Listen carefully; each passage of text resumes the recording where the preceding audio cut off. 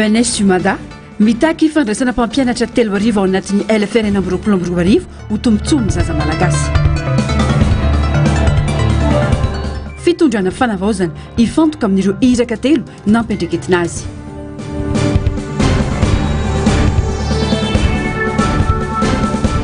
Rina Randriamasinoro aoka tsy hiova ny tety andro efa napetraka. Faltafaraka aminao ndray tombo kilasy tongomvavy ato anatin'izao fotoana ny fampahalalam-baovao izao atezina ny arabary manasana mampanajana sy ampitiavana anaraka ny antsipirim-baovao hatramin'ny farany. Tahotriny fitsidihana ny distrikan'ny Betafy teny distrikan'ny Soavinandriana indray noho ny tsidihan'ny filompanorona ny antokontsiky Madagasikara raha valomanana marika androany. Tena ilaina ny fahitana sy fahafantarana ny olana fototra iainana vahoaka malagasy amin'izao mba ahafahana mametraka firenena vanona hoy ny fanazavana. Tati-baovao Germaine Mejanary, Mathieu Prince. Vao nigadona teto Soavinandriana ny filomarika Ravalomanana dia ny fampiresaka avetrany tamin'ny vahoaka manao fiarina isanandro. Ny jery ny fivelomana, ny varotra ary ny tena olana fototra iainana isanandro.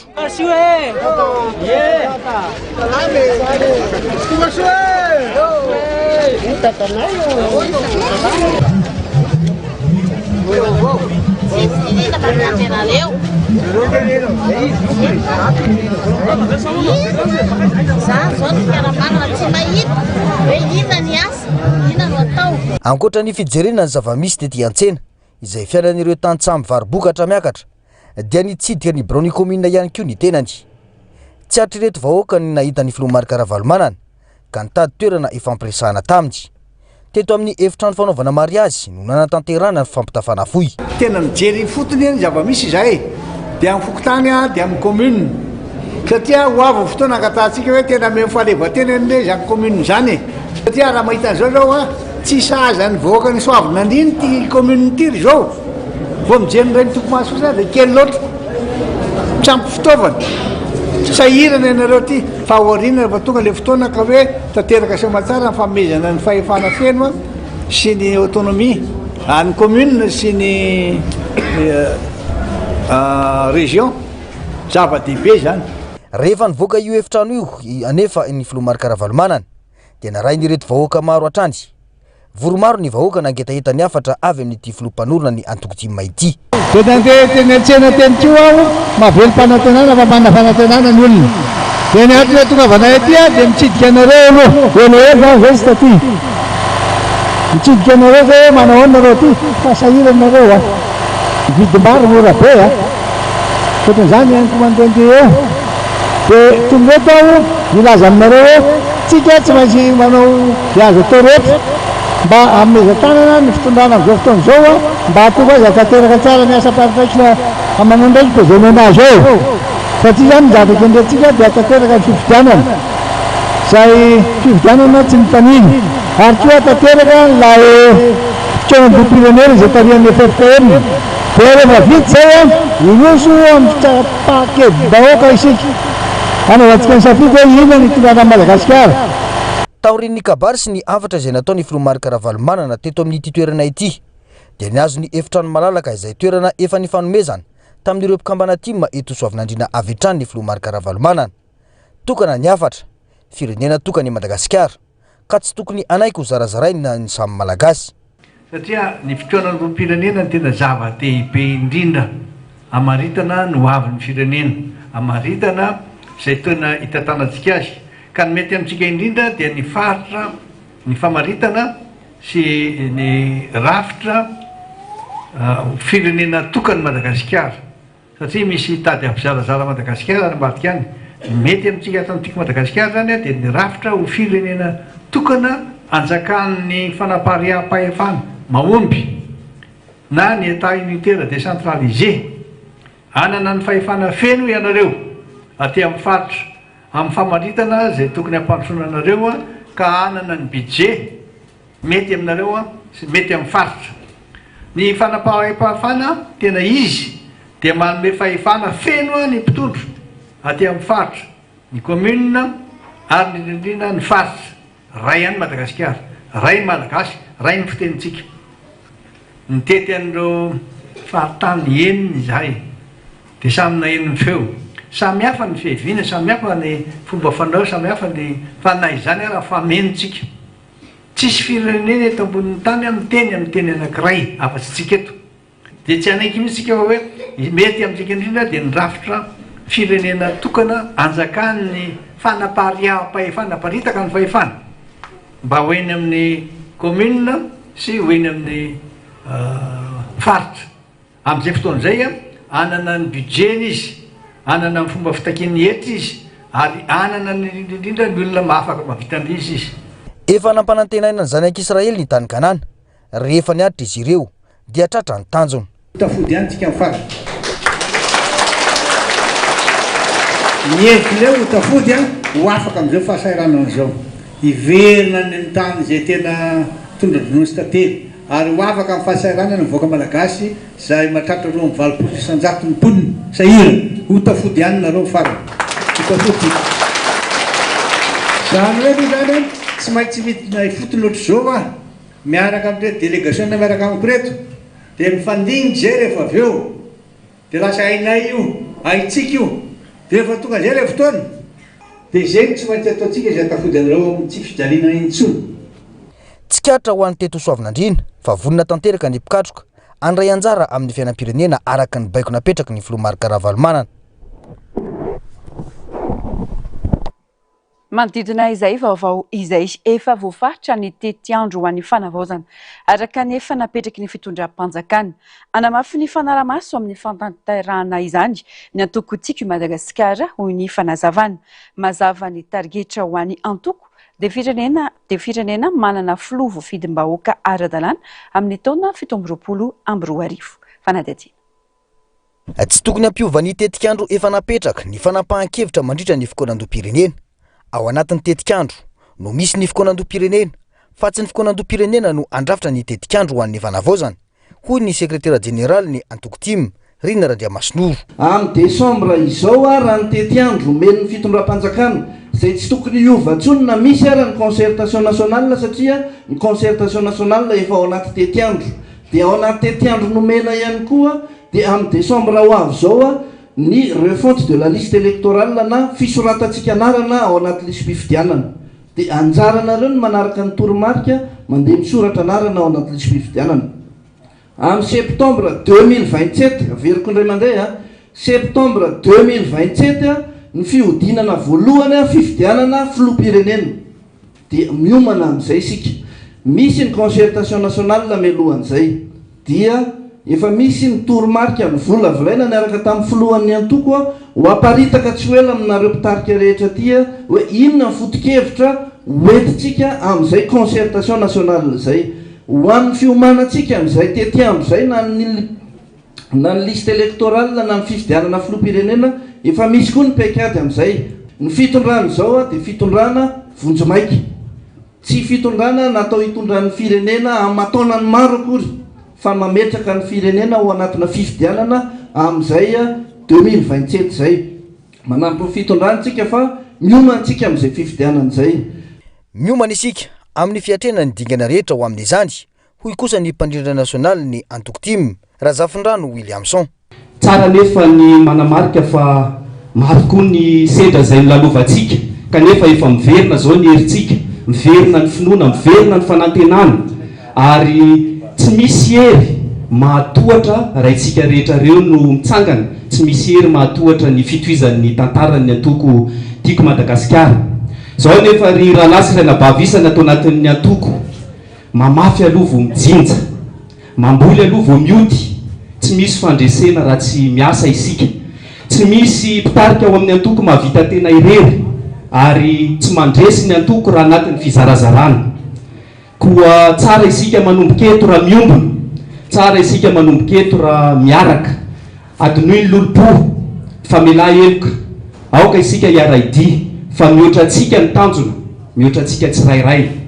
Fa nandritra ity fotoana ity no nitondrany biro-politika ihany koa ny fanazavana momba ny fanavaozana ho an'ny antoko tim. Misy an'le fiche de contact aty zany satria ny tim ny antoko tim dia atoko matanjaka ary antoko discipliné. Matoa tsy ravatra amin'izao ny antoko tim efa 5 taona mahery dia satria izy atokisanareo ary matoka anareo saty zay dia mitady foana nitetika rehetra anatsaranana zany tim zany izy fandaminana vaovao apetraka ny atoko tim tsy fandovana rafitra akory zany fametrana rafitra vaovao fa misy fandaminana vaovao ty fisy ty zany ho iresaka amin'ny tomponarety tim aty toerana zay dia ho fenona izy ty zany hoe raha olona misy tsara sitrapo apina anampy an'le tomponarety toerana zany apiroporopon'ny tim misy formation ataonay rehefa avy eo tokana ny tanjona ho an'ny antoko dia ny fanaraha-masony firotsona mankany amin'ny tena fanavaozana sy ny isin'ny fifidianana ekendrehetra sy mangarahara ka ahafana mahazo filoham-pirenena voafidim-bahoaka amin'ny fomba demokratika amin'ny taona 2024. Miantso ho an'ny firaisan-kina sy ny fanamafisam-piara-miasa eo amin'ny sampikatroka tiky Madagasikara ireo solombavam-bahoaka ty atao soavin'Andriana androany manana tanjona mazava ny antoko ka mitaky asa avy amin'ny tsirairay no ahafahana manatratra izany ankoatra ny fiainan'ny antoko dia eo ihany koa ny momba ny fokonan-doham-pirenena ny antsipirian'izay amin'ny sariny Mateo Prince.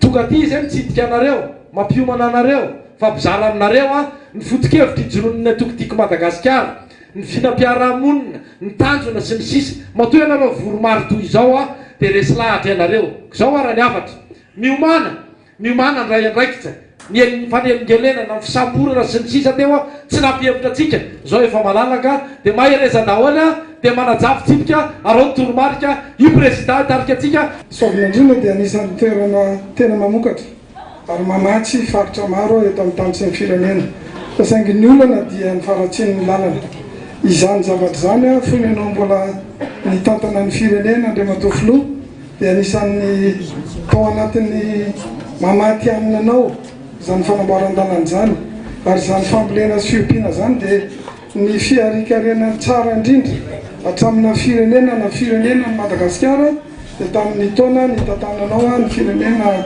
malagasy izany ny etaetan'reto vahoaka reto amin'ny andraikitra mahasolomba vahoaka Andriamatoa filoha ny jorotsika tsy te hoe fitiavatena fa ho an'ny firenena ka noho izany mila tena misikimponitra efa manomboka afaka tsika zao dia mila tsy manao tatsy vinitra ozy ny fitenenana ny atongavana eto zay moa ny afaritany tuliara dia mitiana iabiseho zany hoe misy timma koa any fa tsy aty Antananarivo rery ka zay nanankairezana anareo hoe be dia be ny tim mety Madagasikara fa tsy Antananarivo rery ka tsy tokony ho kivikivy zany tsika fa tokony rahina ametrahantsika ny vina tena mpandrosoana n'ity firenena ity dia araka nyvolazan'ny vempanina ty fanometanana andray andraikitra tsy ravoravo tanana amin'ny fidonana teo aloha tsisy fifidianana vanina zany teo fa nataon'le kely iny ambany latabatra na ambony latabatra dao ny fifidianana commande à distance atao dao ny zavatra rehetrarehetra fa nareo moa dia sy mifidy fa tsisy fifidianana araka ny tokony izy kory teo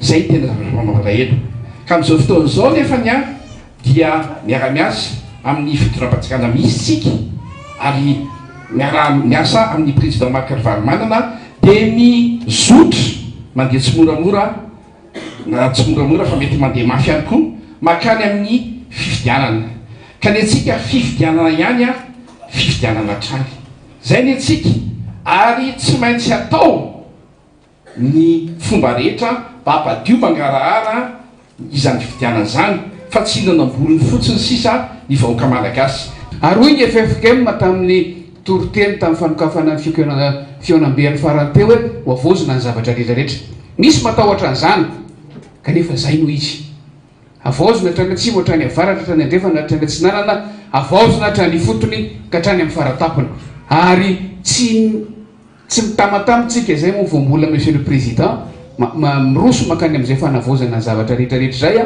fa isika rehetrarehetra no miara mirona ao anatin'ny antoko eo ambany fitalian'ny filoha Ravalomanana raha iresaka fifidianana fotsiny tsika mila avaozona ny toe-tsain'ny mpifidy rehetra fa nisany fototra nanimba ny firenena tato anatin'ny taona maromaro farany ny tsy fandraisana anjara antsika mpifidy eny fa raha isika ty mazy tafiditra ao anatin'izany fa raha nahavitry tsika tamin'ny fandraisana anjara hafahafa kokoa ny zavatra nitranga mila avaozona ny fahavononantsika rehetrarehetra ny fomba fifampiresahantsika ny fomba fiaina mba hahafahantsika mitondra ilay firenena makany amin'ny tanjona kendrena dia verina amin'ilay resaka teo ho tafody amin'ny toerana misy azy ny antoko eto anivon'ity firenena ity ary ho tody amin'ny tanjona eritreretantsika azy firenena Faisan'ireo toerana nolalovan'ny Flora Valmanana marika androany komina Ampary avahoaka maro no tsena azy nandritra izany fotoana izany. Fotoana nanentana ny Flo nasionaly Tim mikasika ny fikonan-doam-pirenena tany an-toerana Germaine Menjanary Mathieu Prinsiatra. Tsy nodingan'ny Flo marika Ravalomana ny vahoaka teto amin'ny komina Ampary rehefa iazo ireo mpikatroka Tim tao amin'ny komina Soavinandriana ny tenany. Raha vonandre manko ireto mpona ireto fa andalo eto ny fiara hitondra ny Flo marika Ravalomana dia samy nijoro teny amin'ny sisin-dalana niandry io fotoana fandalovan'io ny ankamarony. Nidina ny fiara nitondra azy ny Flo nasionaly ny Antoko Tim sady nijery tsena. Efa nivonina tamin'ny fitaovana nandraisana azy teto amin'ny tikanja malalaka ity koa ny mponina. Nanentana ny rehetra amin'ny fikonan-doam-pirenena ny tenany. Maly avona eny fa hoe ay emitra le izy. Na emitra indray le izy zany fa atao amin'ny 3 juin zao. De fantatritsika fa misy tompona andraikitra ao, misy présidentny mpanavoizana malala zay tokony mety. De tsara zany, misy andreo le filoam-piangonandreo koa malala zay tokony hitondrana azy. De manaiky an'izay tsika. Azonareo zany manaiky an'izay daholo manana fareta zany tsy raikitra zany le amin'ny fahatelon'ny volana Jona ho avy zao fa amin'ny emitra le izy. Fa le amin'ny fahatelon'ny volana Jona mbola vao fanomanana fotsiny. De avy eo eninareo le izy. Fa isika ato ny Antoko Madagasikara tsy maintsy entanina ny olona alalan'io. Atao hoe concertation nationale na le fikonan-doam-pirenena de fakana ny hevitry ny aty ambanivohitra aty, avy aty amin'ny fotony aty. Hoe inona ny hevitrareo ahoana tokony atao mba hanatsarana ny fiaina vahoaka tena ienga avy eny amin'ny tantsaha, ienga avy aty. Tsy hamela atsika mihitsy io raha tsy mienga avy aty amin'ny tantsaha. Azay matahotra nareo. Tsy hanahino atsika. Ary de tena mila mirahina tsara tsika. Zay teny dada avy any milaza hoe zao no izy de raha aty. Fa tsy hanoro voany ianareo mihitsy raha tatsaha ny resahana tatsaha koa dada. Sofera ny resahana sofera koa dada. Anareo zany mitatana amin'ny resahana hoe mifahaizana mitatana samy mahay mitatana eo ranga success story. Anareo ve misy tantara mipetraka eo. De zay tiako resahana aminareo androany za mandalo aty io. Hoe entaniny zany ny olona isaky mifoky tany tsy maintsy ataotsika afaka aloha ny fahasarana voaka ty an-tantsaha ty. Tsisy resaka mihitsy zany hoe ampandrosa Madagasikara zany raha tsy mandroso aloha ianareo.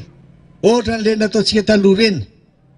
Manana sarety ny sasany, mba misy tafo ny tranony sasany, tena manana izy. Tsy tokony isy aloha ny adila politika fa any amin'ny fifidianana no ifampitsapany antoko politika ny heriny hoy ny fanamariana. Mazava fa manohana ny fitondrana fanavozana ny Antoko Tim hatreto. Tandre manelikiliky hoe reto tsy niaraka tamintsika hatramin'izay dia tsy izy ny azo atao zany. Satria nisy nahavoatery azy koa teo. Zay ny any afatra ataoko aminareo. Tsy maintsy mifametana antsika. Fanampy aloha. Rehefa tonga ny amin'ny heritaona, tonga ny fifidianana antsika mifampitady. Fa famezan-tanana aloha dia atao vaingana izay mba hampandroso ny sasany. De atao foana ao an-tsainao le hoe ory fa manitra ny manodidina. Tonga daholo ory zany manitra daholo manodidina aho. Raha manana samy manana dia samy faly. Tsy vanina ny firenena raha mahantra le olo ao aminy. Anareo zany tsy ho vanina zany. Satria lasa mifanenjika fotsiny dia mifankahala. Fa raha samy manana, vanina amin'izay. Niaraka ny tsenan'ny Flo marika Ravalomana sy ireo délégation niaraka taminy sy ny ben'ny tanàna ny komina Ampary. Izay nanamafy ny fankasitrahana feno ho an'ny Flo marika Ravalomana tamin'ny fitondrana fanazavana momba ny raharam-pirenena ho an'ny ireto vahoaka marobe. Makasika ny fiainam-pirenena nitondra fanazavana mikasika ny fitantanana ny firenena ny filohan'ny fanavozana ny Repoblika Omaly. Nisongadina nandritra izany ireo asa miandry sy efa notanterahan'izy ireo ary ny famaliana ireo manitikitika ny sain'ny vahoaka. Miantso ny rehetra nova toetsena ho amin'ny tena fanavozana marina ary andray anjara mavitrika amin'ny fikonan-doam-pirenena izay hamaritra ny rafitra hitantanana ny firenena ny tenany nandritra izany. Hoarantsika ny famotinana ny fanazavana nentin'ny filohan'ny fanavozana ny Repoblikan'i Madagasikara. Mifantoka amin'ny zavatra telo goavana ny asa tanteran'ny fitondrana fanavaozana araka ny herana mpandreketina azy hoy ny filohampanjakana. Isan'izany ny famaliana ny tahita-bahoaka anaty fohy sy lavitrezaka, ny fikarakarana ny fikonan-doam-pirenena ary ny fitantanana ny fifidianana.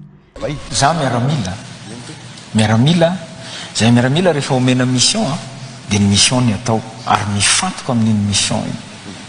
Ny mission nomena ahy dia hitondra ny Madagasikara makany amin'ny fifidianana ekeny rehetra crédible izy ny teny vahiny accepté par tout le monde ekeny rehetra iny any no mission nomena eo no ifantohako ny fanapahan-kevitra raisiko hatreto na aizy izy na taizy izy dia mbola tsisy kajikajy politika zay no azoko avalinao ny mission ny avitako ny tongavako any amin'ny élection no ifantohako zao miainga amin'ny fikonan-doham-pirenena ny fanavaozana petraka tafidro anatin'izany ny rafitra hitantanana ny firenena nanome antoka ny filoam-panjakana fa tsy anisany manomana ny fikonan-dony tenany ka tsy manana hevitra manokana tsy maintsy tanterahina anjaran'ny primature sy ny FFKM ny fanomanana ary hevitry ny vahoaka no ivoaka hoy ny fanamafisana foana zany rehefa nanao lancement ny concertation nationale des jeunes dia fa tanatin'ny kabariko teo zay hoe matokisa nareo fa za ialako mihitsy ny fanomanana ny concertation io ny comité technique makany amin'ny primature ny fikarakarana azy makany amin'ny FFKM mba tsy ilazana hoe za daholo no manomana an'io efa nataoko tany amin'ny kabariko tany zany ary nanome tokony olona fa zaho dia manome toky ianareo fa ny asa ataoko mandritra ny fotoana io dia garant mialatsina amin'ny teny vazaha amin'ny teny vahiny fa tsy hisy zavatra nomanina avoaka ny eo fa tsy maintsy zay hetaheta ny vahoaka no avoaka eo amin'ny concertation nationale isan'ny teraka-ady hevitra sy resabeto amin'ny firenena ny tena andraikitry ny fiara-miasa misy eo amin'ny Madagasikara sy Rosia indrindra manoloana ny fisian'ireo Rosiana eto amin'ny firenena no tsy piany kolonely Randrianirina fa tsy manana mpiambina Rosiana ny filohan'ny fanavaozana mpanofana Rosiana miara-miasa mitafika malagasy amin'ny fanofanan'ireo mpiambina ny filoha sy ireo miaramila any amin'ny tobo miaramila mba anatsarana ny fahaiza-manaony sy ny trakefany ananany no misy eto Madagasikara mifototra amin'ny fifanampiana sy ny fampandrosoana ny fiara-miasa misy eo amin'ny Madagasikara sy Rosia na eo amin'ny sehatry ny fiarovana na amin'ny sehatra hafa mahasoan'ny firenena hoy ny fanamarina no misy atreto ihany koa mbola tsy nampiditrosa ny Madagasikara ny fanjakana amin'ireo fifanarana maro ataony amin'ny firenena any ivelany fa fifanarahan'ny-piara-miasa no natao andro viana zany tsika vao amboatra ny lalany mainty rano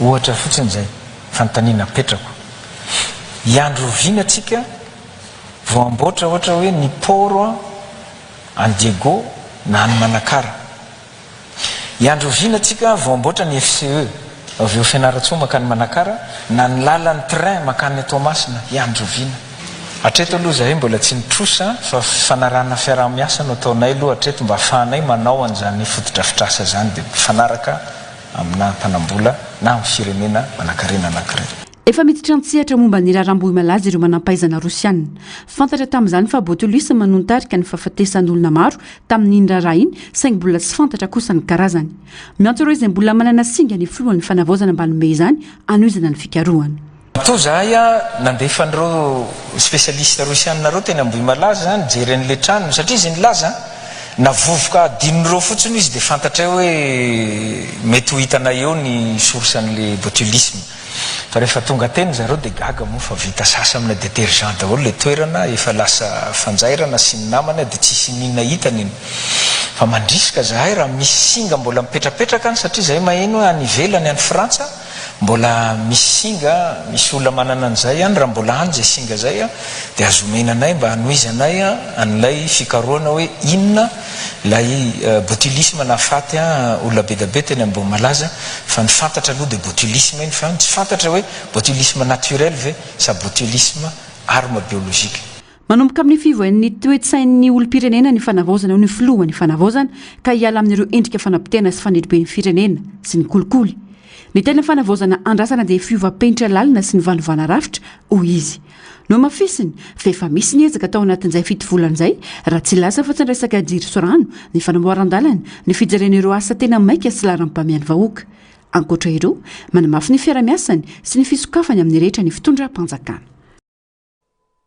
ny sarika ny Sainte-Marie ny fandarana manokana nataon'ny filohan'ny fanavaozana ho Malta amin'ny fahitalavim-pirenena iny voasarika anaraka ny raharam-pirenena ny olom-pirenena matolina amin'ny fandarana toy ireny ho ny mpanolotsaina teknika ny filoha iaramanaiky io izy ny lesoko ny fitondrana fanavaozana amin'ny lafiny serasera noho izany atakina amin'ny fitondrana ny tondrany fanazavany misy kokoa amin'izay fanapahan-kevitra rehetra raisina eto amin'ny firenena hoy Eliara Bevahiny amin'ny fandraisam-peo ny Narcisse Karazafy sary sy rindran-tsary ny mbola havatsara Samy manana ny andrasany amin'ny fitondrana fanavaozana ho an'ny firenena ny olom-pirenena atao ry ny fandaharana manokana nataon'ny filohan'ny fanavaozana ny Repoblika Omaly ilaina ny andihevitra sy ny fifanankalozan-kevitra mba ahafahana manatratra ny tanjona napetraka hoy Eliara Bevahiny mahagaga ny maro ny vaovao fa ny filohan'ny fanavaozana ny Repoblika ny Praiministra ny Ministra ny fanavaozana ary ireo mpitarika eo anivon'ny FFKM no iona amin'ny 3 Jona ho avy izao fotoana nomena nomboan'ny fikanan-doha amin'ny pirenena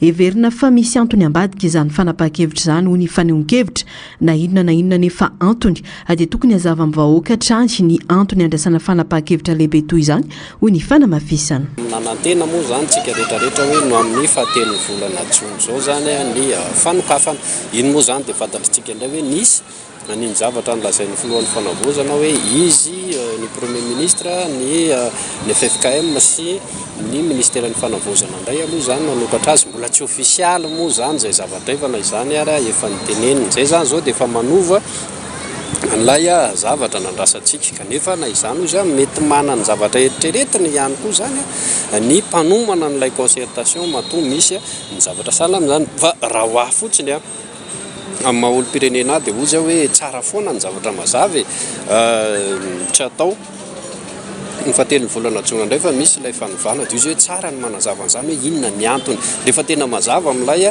mpiray tanorazana io dia tsy misy ny nafarafaratsy ny miena ny ady-hevitra be zany sahala amin'izao satria za dia mamerina hoe misy antony zany natao an'izay le izy. Tsy azo omena tsiny ny vahoaka sy ny mpanao politika ary maneho hevitra momba ny fanemorana ny fikanan-doha satria maro ireo maniry ahita vahaolana amin'ny krizy lalovan'ny firenena sy andray anjara amin'ny famolavolana ny feki-hevitra aorian'ny fikanan-doha hoy ny fanamafisana. Maro ihany koa ireo mpandray anjara politika no miandrandra fa sehatra malalaka ahafahana maneho hevitra sy mitondra vahaolana maharitra ny fikanan-doha amin'ny pirenena. Mila tsaraina ny serasera ataon'ny fitondrana izay heverina ho isan'ny lesoka lehibe hita amin'izao fotoan'izao ho hiatrany ity mpanolotsaina ity. Ny fanomanana ny fifidianana no tena asa mavesatra miandry ny fitondrana satria matetika avy amin'ny fifidianana no niteraka ny krizy teto Madagasikara. Betsaka ny fitakina natao teto misy ny voava ny akamaroany mbola tsy voava io concertation io zany no atao hoe sehatra anankiray andrasan'ny olona hitondrana ny heviny sy hamoahana ny fehikevitra zany mba ahafahana manohy ihany koa ny fitakina tamin'ny tolona rehetrarehetra dia dikazao zay tsy magaga ilay ady-hevitra sy tsy ataoko hoe tsy mahandro tsony zany ilay mpiray tanorazana amin'ilay concertation fahitako azy hoe tsy misy mora le izy fa nataoko hoe no misongadina indrindra amin'ireo zany dia ny fifidianana satria tsika tsy maintsy mila mamerina foana tsika fa ny krizy teto Madagasikara dia mazana krizy post-électorale foana amin'ny teny vahiny izy hoe maleloinge ny mpitondra fanjakana tafapetraka zay foana natonga ny krizy teto hoe isan'ny loharan'ny krizy zany dia ozy hoe andaola izy ho manina tsara andao iarahana manomana efa mazava zany ny filohan'ny fanavaozana hoe isan'ny mission ny any fanatanterahana ny fifidianana ankoatra ny zavatra hafa dia izy hoe andaola izy ho manitsika tsara mba ahafahantsika misoroka tsy hiverimberenan'ny krizy eto amin'ny firenena. No tsy ahivony fa tepika telo no napetraky ny filohan'ny fanavaozana ny Repoblika ola ara-pahamehana dia ny famaliana ny etaetan'ny vahoaka ny fanomanana ny fikanan-doha amin'ny pirenena ary ny fanomanana ny fifidianana. Vaovao ny politika fandikan-dalàna no anenjian'ireo mpikambana efatra eo anivon'ny fitsarana avo momba ny lalam-panorenana hoy ny ministry ny fitsarana androany tsy teto antoerana ny tenany fa voatonga alina aka izay no antony mbola tsy nivoahan'ny taratasy fanenjehana ireo mpitsara ireo raha ny fanazavana no mafisy ny fanirisoeriny avy ihany koa fa miroso ny fanadiadiana momba ny raharaha Ambohimalaza. Miantso ny anafainganana ny antanatohatra azona manenjika ireo navororoy tamin'ny fanodikodiana mbola mpanjakana araka ny tatitry ny fitsarana momba ny compte na ny Cour des comptes ihany koa ny tenany tatim-baovao ny Narcisse Karazafy sy mbola afa-tsaratra. Atao aorian'ny sezina nataon'ny solombavambahoaka iray mikasika ny tokony hanesorana ny filohan'ny fanavaozana ateo anivon'ny fitsarana avo momba lalam-pandrenana dia fantatra fa samy nanana ny heviny ireo mpikambana teo anivon'ny HCC atao ireo nanaiky nandray ny fitoriana ary nisy kosa ireo tsy nety nandray izany araka ny fanazavana ministry ny fitsarana dia misy fanadiadiana mifandraiky amin'ny tirara ity aka izay no mahatonga ny fisiany ordre de poursuite atao amin'ireo mpikambana efatra eo anivon'ny ity androm-panjakana ity. Ary député anankiray indrindra tsy afaka fa tsy maintsy mila ny tsasamanila roa andro tokony zany hoe roa apatelo ny député nafaka misesira ny HCC raha tsy zay dia tsy azo raisina magaka nefa fa nisy maromaro tamin'ireo mpikambana atao amin'ny HCC nanaiky an'izany fangatana izany fa ny atsasany kosa no tsy nanaiky. Aminay izany zavatra any dia misy fandikan-dalàna ihany koa ary misy ataontsika hoe ezaka anakorotanana araky ny dossier izay mandeha ny nivon'ny fitsarana izay hitantsika misy olona maromaro efa voatazona any am-ponja dia efa hita tao anatin'ny fanomanana izay nataony zareo iny zavatra iny. Izay no mahatonga anay nandray fanapahan-kevitra anao fanadihadiana ireo mpikambana ny HCC izay fantatra fa nandray anjara tamin'izany etsika fanakorotanana zany. Mikasika ny raharaha fanapozinana ratsakafo ny tranga teny Ambohimalaza heritaona lasy zay kosa dia nambaran'ny fanirisoa Herinaivo fa tokony karohina sy hamarinina avokoa ireo tompon'andraikitra rehetra voakasika no tsindriana fa ilaina ny manaraka sy manatanteraka ireo dingana rehetra amin'ny fanadihadiana mba hisorohana ny lesoka sy hamantarana ny marina. Andrasana ihany koa ny valin'ny fanadihadiana nataon'ireo mpitsabo sy manampahaizana Rosiana izay nijery akaiky ity raharaha ity raha ny fanazavana. Ny raharaha Ambohimalaza dia misy fanadihadiana izay nirahana amina dokotera Rosiana sy ny fitsarana miandry ny fiverenana zareo avy any Rusia kosa izany fa tsy miandry ny fiverenana miandry ny valin'ny fanadihadiana. Analizy izay nataon'izy ireo zany no ny fitsarana dia hitantsika eo ny toerana. Misy ihany koa ny olona maromaro izay nanohizana ihany koa ny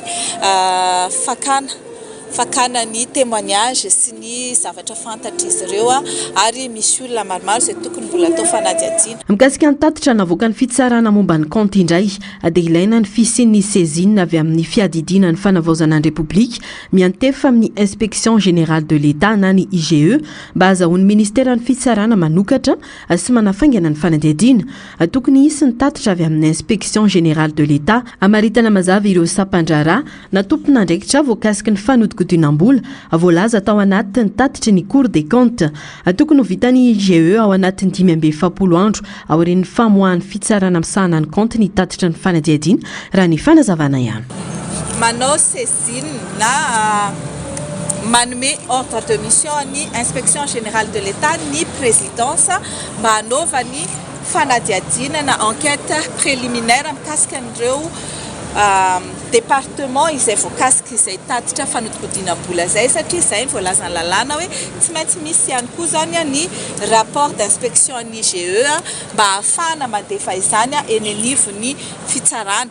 Miandry an'io rapport ny IGE io zany izahay ao amin'ny fitsarana eny anivon'ny Bianco sy ny PAC. Rehefa tonga izay dia manao ny fanadihadiana koa ny Bianco dia manao ny saisine ny PAC.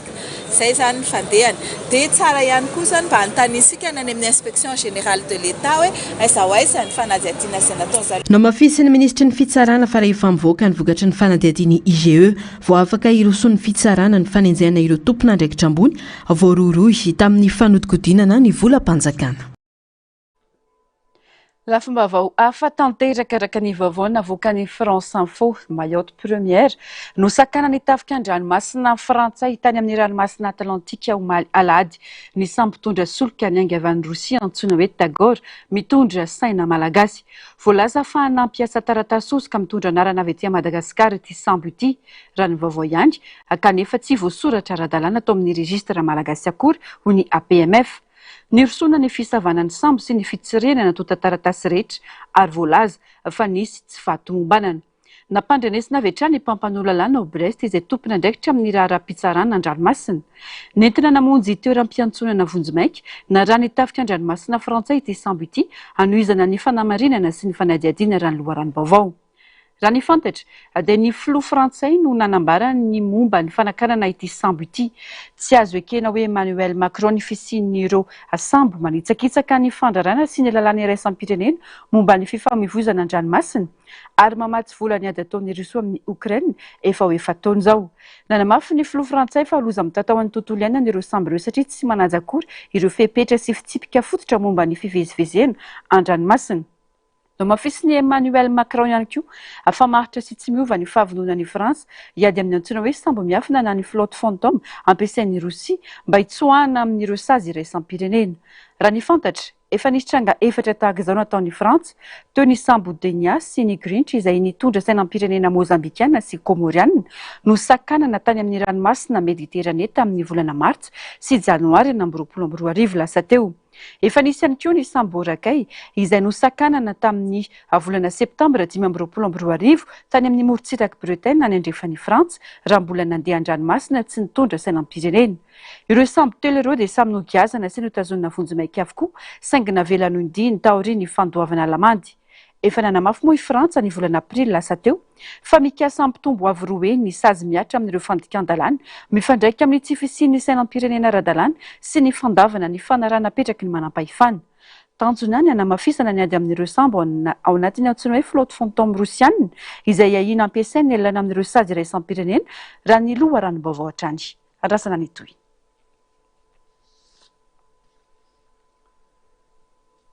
Fa sokatra 540 tiaka atao amina tokantrano iray teny Ambohimanarina ny herinandro lasa teo.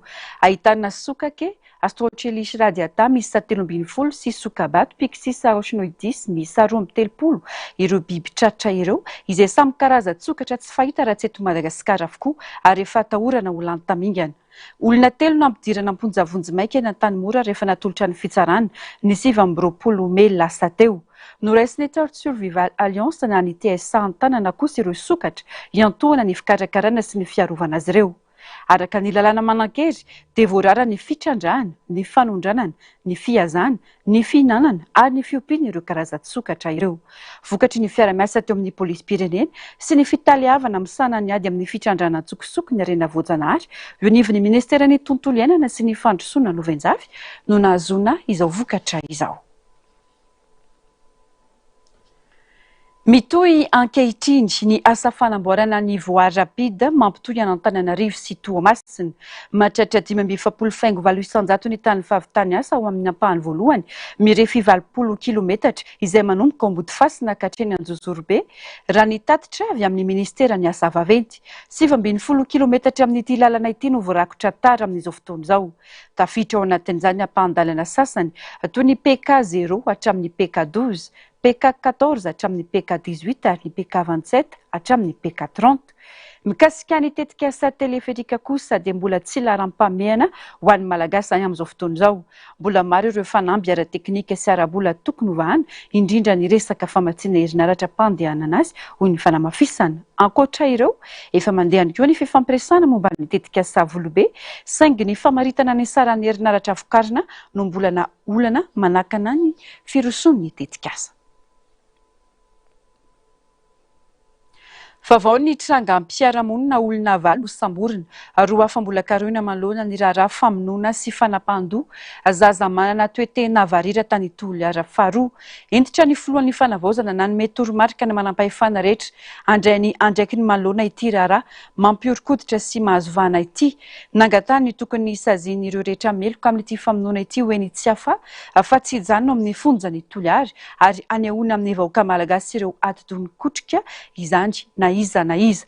Isy ny foibe manokana ivitoerana atsangana ny atsimo ametrahany ireo zaza varira ho fiarovana azy ireo hoy ny fanamafisana. Fanampanazavany amin'ny Andriantsariny ny Artanjona.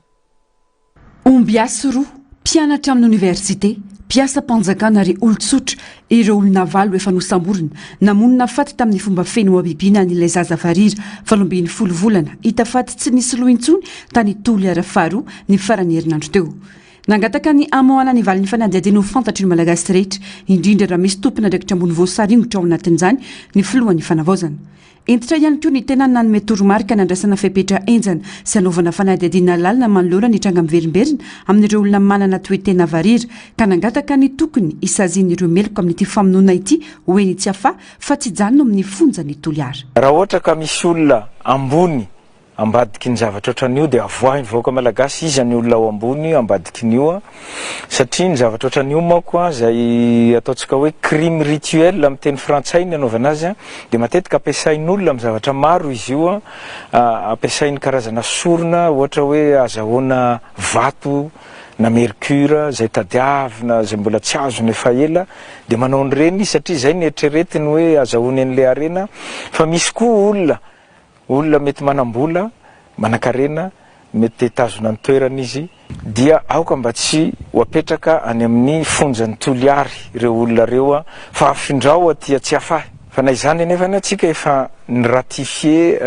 fifanarahana iresa-pirenena ny tsy hidirantsika amina resaka peine de mort dia aleo entina makeny tsy afahy ireny olona reny fa tsy hoe miantsony rehetra ho tonga saina amin'ny vokadratsy ny finonom-poana ny filohan'ny fanavaozana satria entin'ny olon-dratsy anaovana sorona ampahombiazana ferana hitazonana arena sy fahefana ireo zazavarira ranona marany efa nisy fepetra ny volavolaina iarovana ireo olona manana toetena varira ho izy amin'ny alalan'ny fananganany fitoerany any atsimo ametrahana azy ireo raha andraisana varira izy io dia misy sekoly ao anatiny ao misy chapelle ivavana ao anatiny ao dia misy toerana hipetrahana miaramila na zandary na polisy iambina hisécuriser an'ireo varira izay mipetraka amin'ireo satria mampalahelo anie ny any atsimo tsy hitanareo fa misy ray aman-dreny manatitra an'ireny zanany varira reny any amin'ny brigadiny gendarmerie le zaza no mipetraka matahotra zavatra ohatran'izao zay angamba fa dia makahery atsika malagasy makahery atsika rehetrarehetra tompona andraikitra koa mba andray andraikitra feno ary malaky amin'izay zavatra misy toy izao tato anatin'ny 5 volana tamin'ny taona ity nisy tranga famonoana sy fakanan-kery ny olona manana toetena varira isan'ireo tranga ny tao ampikony sy maroay zazavarira roa no tapandoa zazeray hafa 7 volana ihany koa nalainan-keriny ary tsy mbola hitopopoka hatramin'izao tao bitroka raha maty voatifitra ny irainy tranga nampivarahontsana ihany koa ny sabotsy lasa teo ny fahitana ny fatina zazavavikely varira 17 volana tsy nisy loto ao atoly ara-faharoa rehefa notazon'ny mpanao ratsy nandritra ny 3 andro miantso ny fitondram-panjakana mba hijery akaiky ireo na iainany manana toetena varira manoloana io resaka tsy fandriam-pahalemana sy famonoana azy ireo io ny fikambanan'ireo manana toetena varira Vaovao hafa tanteraka ankoatra ny fankalazana ny fahaenina amby 20 taona nazon'i Madagasikara ny fahaleovantena volany teny malagasy ary natokana ho an'ny ankizy ny volana jona asongadina ny mahazava-dehibe ny firaisan-kina sy ny fifanomezan-tanana amin'ity volana jona ity manoloana ireo fanampy maro hatrehina etsika maro ihany koa no hanamariana ny 20 taona nazontsika ny fahaleovantena ao anatin'izany rehetra izany manentana ny malagasy rehetra ny fitondram-panjakana anangana ny faneva sy ampisongadina ny kolotsaina mamalagasy Narcisse Karazafy mbola avatsara atsika sendrasendra nazahoan'i Madagasikara ny fahaleovantena fa vokatry ny tolona sy ny fahafoizan-tena andreo mahery fo manoloana izany antsoina ny malagasy tsirairay anana sy anamafy ny fitiavan-tandrazana naseon'ireo razambe ny ady ho an'ny firenena natomboka tamin'ny fomba ofisialy androany ny fankalazana ny fahaenina amby 20 taona nazahoan'i Madagasikara ny fahaleovantena tanjona ny anentanana ny rehetra anavao toe-tsaina sy fomba fiaina mba handray anjara amin'ny fampandrosoana ny firenena hoy ny ministry ny fiarovam-pirenena tarakevitra nondraisina tamin'ity taona ity dia ny hoe fanavaozana ho an'ny fandrosoana any Madagasikara izay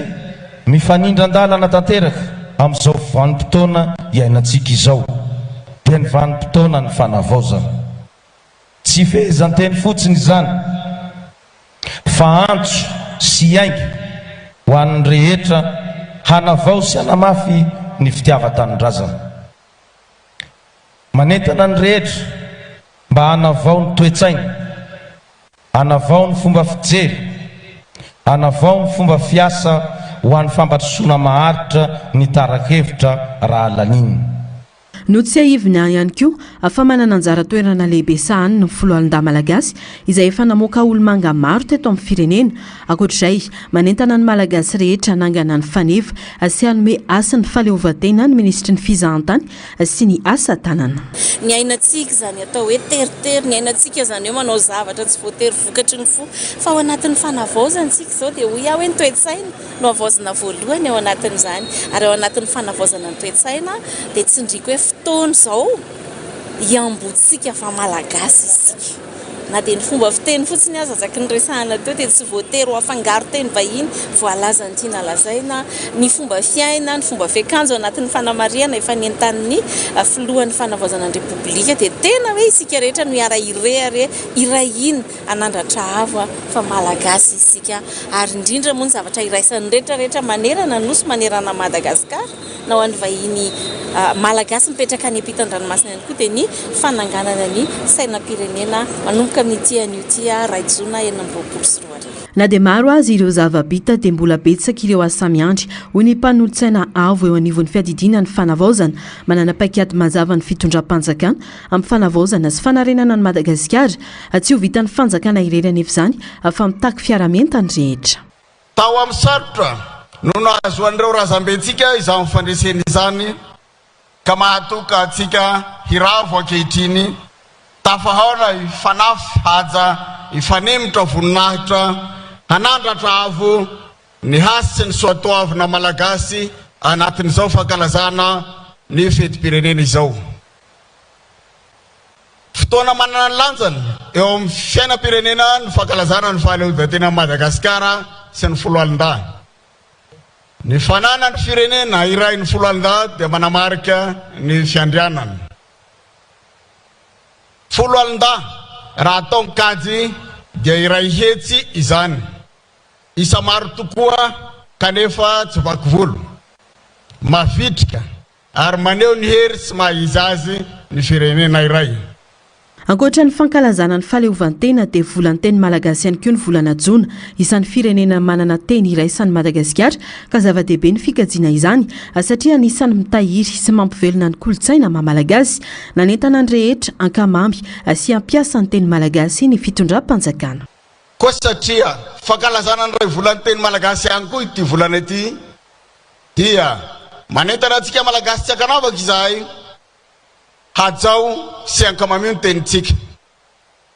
Nde samy manao ezaka mba hanaja ny teny malagasy na ambava na antsoratra andriano ny teny malagasy fa ino atsika. Natomboka androany ny fanamariana ny fahazahoan'ny Madagasikara ny fahaleovan-tena maro ireo hetsika atao amin'izany nomena vahana manokana ireo mpanakanto manadratra ny kolontsaina malagasy amin'ireo hetsika ara-javakanto rehetra atao raha ny fanazavana. Vaovao manodidina ny fampianarana mitaky ny ampidiran'ireo mpianatra navita fiofanana miisa 3 ao anatin'ny teti-bola-panjakana sy mpanotsinana LFR eny amin'ny 22 ireo mpianatra navita fianarana tao amin'ny sekoly ambony ENS manerana ny nosy mba hanampiana izy ireo mpampianatra amperinasa. Miantsona sy ny dinika maika miaraka amin'ireo ministera voakasika ihany koa izy ireo mba hitadiavana vahaolana matra amin'ny fandraisana mpampianatra eto Madagasikara. Fanampanazavana entiny Narcisse Karazafy sy mbola havatsara. Nakasitraka ny fitondram-panjakana tamin'ny alalan'ny ministera ny fampianarana teknika sy ny fampiofanana arak'asa ireo solotenan'ny mpianatra nahavita fiofanana atao amin'ireo ENSA enina manerana ny Madagasikara mivondrona ao amin'ny ENS UMADA noho ny famahana ny olana nahazo ireo normalien avy ao amin'ny EN7 Antsiranana. Prov zao rafa miaino ny mpanabe ny fitondrana manoloana izany dia miantso ny ministera ny fanabeazan'ny pirenena izy ireo mba handray andraikitra amin'ny famahana ny fitakiana ireo mpianatra nahavita fiofanana atao amin'ny ENS rehetra manerana ny Madagasikara. Solotenan'ny mpianatra nahavita fiofanana atao amin'ny ENS dimy manerana ny nosy izay mivondrona ao amin'ny ENS Mata dia maneho fakasitrahana feno ny fitondram-panjakana tamin'ny alalan'ny ministera fampianarana teknika sy fampiofanana arak'asa izay namahan'ny olana mianjady amin'ireo normalien namanay avy ao amin'ny EN7 Antsiranana.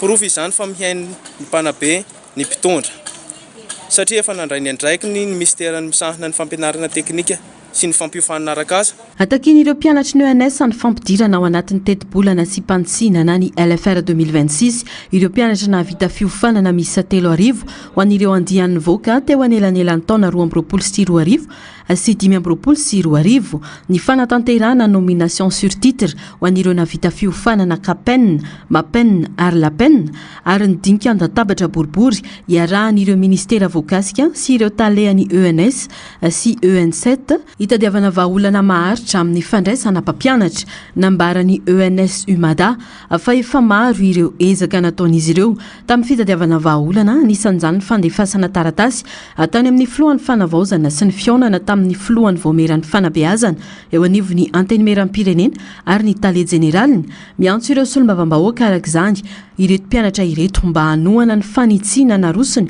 ao anatin'ny LFR 2026 ho fanatsarana ny sehatra ny fanabeazana sy ho famalina ny filan'ny sekoly amin'ny mpampianatra ampy fiofanana. Ireo solombavambahoaka no manana ny fahefana handan'ny LFR 2020 ety Tsimbazaza. Ento eo anivon'ny lycée any amin'ny district ny fidy ianareo ny fanavaozana eo amin'ny sehatry ny fanabeazana amin'ny alalan'ny mpampianatra matianina ampy fiofanana tao amin'ny ENS ampiaro ny sosikevitra amendement na rosinay mba hamonjena ny zaza malagasy. No mafisy ny ENSU madafa misokatra trany amin'ny fifampiresahana izy ireo ary manentana ireo mpianatra rehetra najany lamina sy ny pakiady napetraka matoko izy ireo fandray fanapa-kevitra mifanaraka amin'ny tombotsoan'ny fanabeazana malagasy ireo tompon'andraikitra voakasika.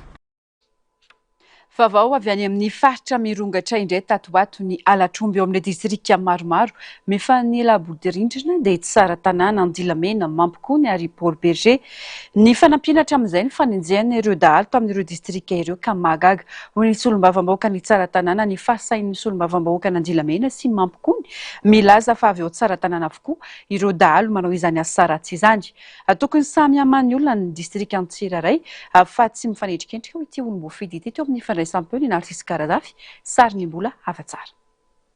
Tsy azo ekena ny fanosorapotaka sy fanasoketana ny vahoaka ny distrika ny tsara tanàna ho mpangalatromby ho ny solombavambahoaka voafidy tao an-toerana tsy tonga lafatra akory ny mponina ao tsara tanàna saingy tsy rary ny fanomezana tsiny ny vahoaka iray manontolo kanefa tsy misy pirofo mazava miaso andro amanalina ireo tompon'andraikitra misana ny fandriampahalemana ao tsara tanàna raha ny fanazavana rehefa misy omby very avy amin'ireo distrika manodidina toa ny Mampikony sy Andilamena ary Ambatoboeny ary nirindra tsara ny fiara-miasa hatramin'izay.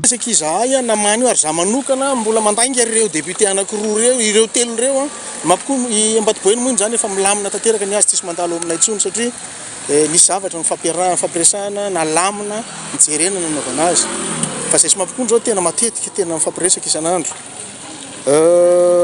io evatra zay misy natonga anay nangataka ny ametrahana poste avancé ao amin'izay tanàna tsona hoe mora feno kely zay satria eo amin'ny tanàna io foana ny mandalo ny alatromby avy any Mampikony ho any Andilamena na ho any Sakomadinika araka ny voalazany zareo eo foana ny mandalo fa ny zavatra somary nampanahirana kely fotsiny teo aloha tao anatin'ny fametrahana fanontaniana mivantana tamin'ny fitondram-panjakana tamin'ny tompon'andraikitra ny fandriampahalemana teo dia gaga be any nasahiny zareo Roland laza fa hoe mpangalatromby ny vahoaka ny distrika ny tsara tanàna izay tena tsy akaiky velively tena manaiky za tsy miraitsy kombakomba amin'ny ratsy rehefa misy olona ratsy dia za vonona ny andray andraikitra tahaka ny andraikitra ndraisina tamin'ny resaka kidnapping io vonona ny andray andraikitra ho amin'ny famahana sy ny famongorana an'izany.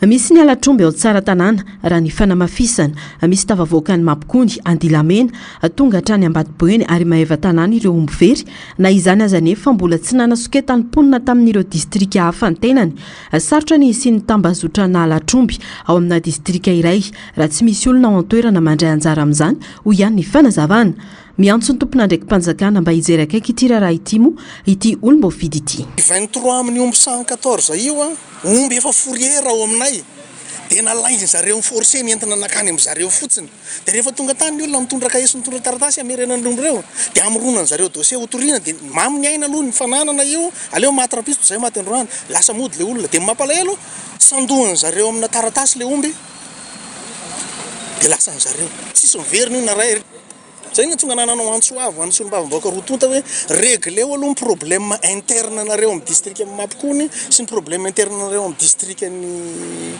Andilamena dia zay anareo vao miteny anay fa rehefa voafehinareo ny zanakareo ao dia milamina ho azy io ary ny ahy mbola mafisiko ihany raha misy proof manamarina fa manadio omby ny délégué anay manadio omby ny meranay manadio omby reo CB ao anatin'ny distrika ny tsara tanàna ento aty dia andaotsika ho any ampitandro filaminana dia ho any amin'ny fitsarana dia traduisentsika devant justice zany satria fanetry be ny firenena zay ihany ny fa za tsy resaka zavatra lafa be satria honohonony ny ambony. Raha tsy ahivina ny farany herinandro teo nandritra ny fiaonana teo amin'ireo solombavambahoaka sy ny ministera misahana ny filaminam-bahoaka sy ny fandriampahalemana no nanambara ny député any Andilamena sy Mampikony fa avy ao anatin'ny distrika ny tsara tanàna avokoa ireo dahalo mpangalatromby ao amin'ireo distrika ireo tokony ho samborina sy atolotra ny fitsarana ireo tratra manao eloka ho hiatrany ity solombavambahoaka fa tsy hanaovana fanendrikendrehana sy fanalambaraka paibe maso toy ireny.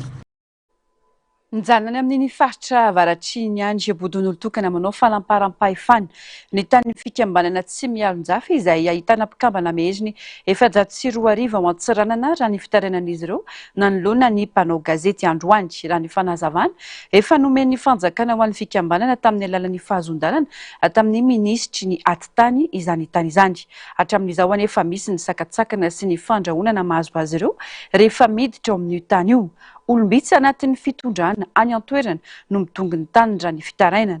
Mbola tsy misy taratasy manamarina fa ireo olon'ireo akora nefa ny tany fa manararaotra ny fahefana eo am-pelantanan'izy ireo araka nambaran'ny filohan'ny fikambanana sy ny solotenany vahoaka mikambana ao anatin'izany raha ny tafa tamin'ny mpanao gazety tamin'ity androany ity.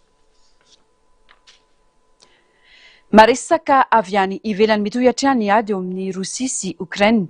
Fifanafiana anabakabaka miverimberina no ifanaovan'izy ireo ka namoizana ain'olona sy nasimbana fotodrafitra maro toy ny toby nokleary rosiana sy ny toeram-panadiovana soltany ao Rosia. Nanao fanafiana goavana tao Ukraine ihany koa ny rosiana ny sabotsy alina ifony alahady teo ka sivily iray no raratra. Simba ihany koa ireo fotodrafitra maro. Ao anatin'izany rehetra izany nilaza ny filoha Ukrainiana Volodymyr Zelensky afana nahazo fanampiana avy amin'ny Allemagne na Ukraine toy ny fahazona ny rafitra Iris-T. Fanampanazavana. Ny anjeran'ny drone Ukrainiana ny tranobe ny stujobina tantanan Rosia ny sabotsy lasa teo raha nitatitry ny Agence internationale de l'énergie atomique. Tao anatin'izany dia nisy ihany koa ny fanafiana nataon'ny Rosia tao Ukraine ny alina sabotsy ny voalahady. Drone maherin'ny 200 no nampiasain'ny tafika rosiana nandritra io fanafiana io. Nilaza ny tafika Ukrainiana fa voasakana daholo ny ankamaroan'ireo drone ireo saingy nisy drone 420 tafiditra ihany ka nahavoatoerana 220 samihafa. Vokatry ny fanafiana, orinasa iray tao Chernihiv nipotika, trano tsy fiara be maro no may ary lehilahy iray 75 taona namoy ainy. Ankoatr'ireo, simba ihany koa ny akanjaza, ny tobi-pitsaboana ary teo koa ny trano tamina toeram-pambolena. Drone 220 nefa ny voasakana tany amin'ny faritra avaratra sy atsinanan'ny Ukraine araka ny fanazavany etamajorony tafika Ukrainiana. Nanambara ny filoha Ukrainiana fa nandritra ny herinandro dia drone mihoatra ny 304, bomba 509 ary balafomanga 700 no nalefan'ny Rosia. Nikendry ireo fotodrafitra sa sivily sy ny sehatry ny angovo avokoa ireo fanafian'ireo hoy an'i Zelensky izay miantso ireo mpiara-mobina antoka tandrefana mba hanamafy ny fanomezana balafomanga ho fiarovana ny habakabaka. Fantatra fa nahazo rafitra vaovao Iris-T avy amin'ny Allemagne izay manohana tsy tapaka ny lafiny ara-miaramila ka manampy amin'ny fiarovana ny mponina Ukraine. Mbola miantehitra amin'ny États-Unis sy Europa moa Ukraine manoloana izao toetra raha izao satria lahara-pahamehana ny fanamafisana ny fiarovana ny habakabaka. Ny momba ireo farisy ho any Egypta sy ireo vehivavy antsoina hoe vehivavy girafa ireo indray no afakely entina aminao amin'ity anio ity rahoary. Antsy ho any Egypta no misy ireto farihy masira mahavariana ireto. Tsy mila fahaizana milomano raha ijoboka ao anatiny satria mitsingevana ho azy ianao rehefa mijoboka ao amin'ireo farihy ireo. Avo be manko ny tany sira ao anatin'ireo farihy ireo ka izany no mahatonga ny densité-ndrano ao aminy ho avo kokoa noho ny andrano mahazatra. Araka ny principe d'Archimède, rehefa avy be ny densité-ndrano dia mitombo ny herenanany ahafahany manosika ny vatana hiakatra.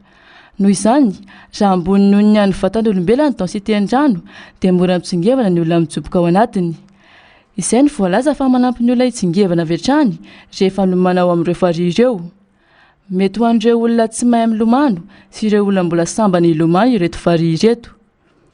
Antsoina hoe vehivavy girafa ireo vehivavy avy amin'ny Fokayana sy Padong, monina ny Myanmar sy Thaïlande. Oharina toy ny girafa izy ireo noho ny vangovango vy apetraka izy ireo manodidina ny tendany ka toa mialava toy ny an'ny girafa ny tenda. Tsy mialava akory ny tenda fa miena ny soroka sy ny clavicule noho ny lanjan'ireo vangovango mitambatra. Mariky ny hatsarana, famantarana sy mampiavaka ny foko ary indraindray koa satara sosialy na fiarovana araka ny finoana nentim-paharazana ireo vangovango ireo. Manomboka eo amin'ny 15 taona ny ankizivavy no miravaka ireo vangovango ireo. Any am-piandohana dia mbola vitsivitsy ny vangovango ravahana saingy ampiana isaky ny 2 taona eo mandra-pahalehibe. Ho an'ny olon-dehibe mety hatratra 5 hatramin'ny 9 kilao ny lanjan'ireo vangovango rehetra ireo. Hatreo ny fiarana tombo kilasy tongovavy mankasitraka anao nanaraka ny vaovao hatramin'ny farany mametraka ny mandra-pitafa ho amin'ny rampitso indray. Veloma tompoko.